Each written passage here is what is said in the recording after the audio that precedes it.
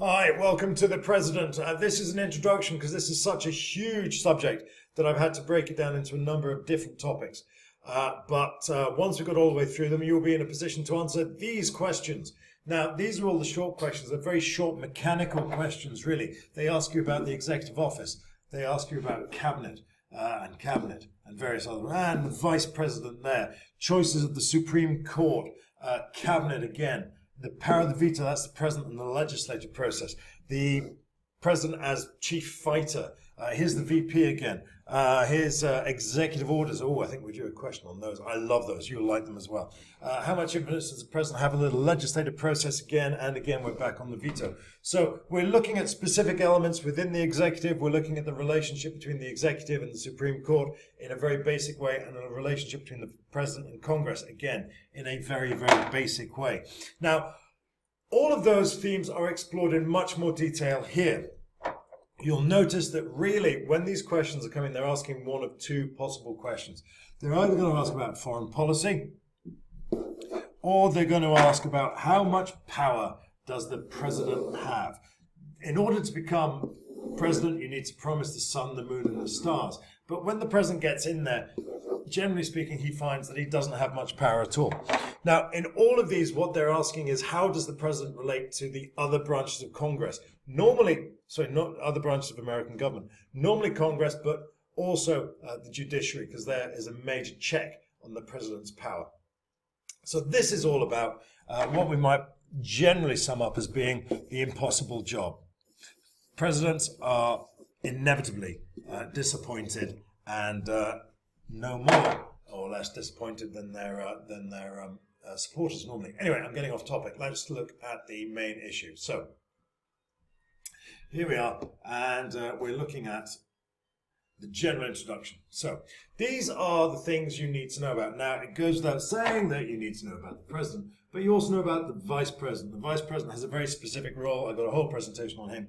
We'll look about that. We'll look at that later. Secretaries of State are broadly analogous to the Secretaries of State we have in the UK, with one special difference. That is, they don't have any executive power. The executive power vested entirely in the president. And cabinet here, which is composed of all of our Secretaries of State, is profoundly underpowered relative to our UK cabinet. Cabinet has no formal executive authority. You'll see there that their job is primarily administrative, to coordinate policy, implementation of legislation, to advise the president. The much more interesting body in the executive is this one, the Executive Office of the President. And you'll see here that these are the president's private staff. This is policy, advice, and personal assistance. We've got a whole presentation on those guys, and we'll worry about that later. But very, very, very important that you understand the difference between EXOP and cabinet. Also very important, but incredibly tedious, is this. This is the federal bureaucracy, what we would call the civil service. And you can see there that it is vast. Now, you need to know about this, not in any great detail, but really just about how that relates to the president's power. Specifically, how do executive orders operate? And once you've got your head around those, generally speaking, we should be able to forget about the federal bureaucracy. So, question then becomes, the key things you have to consider. The first of that is the mandate. The president is elected. The nature of power is profoundly limited. We know that because we can look at his formal or hard powers. This is it. Okay, the president has no other formal powers. We can break it down in a number of different ways, but it comes to this. In terms of the executive, they have to manage the bureaucracy, and they have appointments to make. When it comes to legislation, they can propose and they can veto. Big thing there, that is the beginning, that's the end, what happens in the middle. Comes to the judiciary, they can appoint judges to the Supreme Court and then spend the rest of their administration regretting it. They are in charge of fighting, and they're in charge of talking. And that's it. Those are the only powers the president had. And immediately you should be thinking, what? This is the most powerful man in the world? Doesn't look like it to me. Well, there's a reason for that.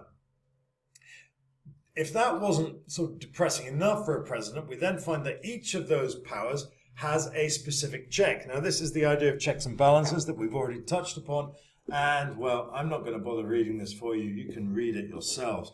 And all of these we will go into more detail as we plow into the relationship between the president and these other entities. So, there we go. The question becomes, what does the president do all day? And, well, domestic, foreign, executive, legislature, judiciary, fighting, and talking. And this really is it. Once we got through all of this, it's really just a question of trying to evaluate the role of the president. So I'm pretty much done here, and we'll plow into all of this in much more detail imminently. See you then.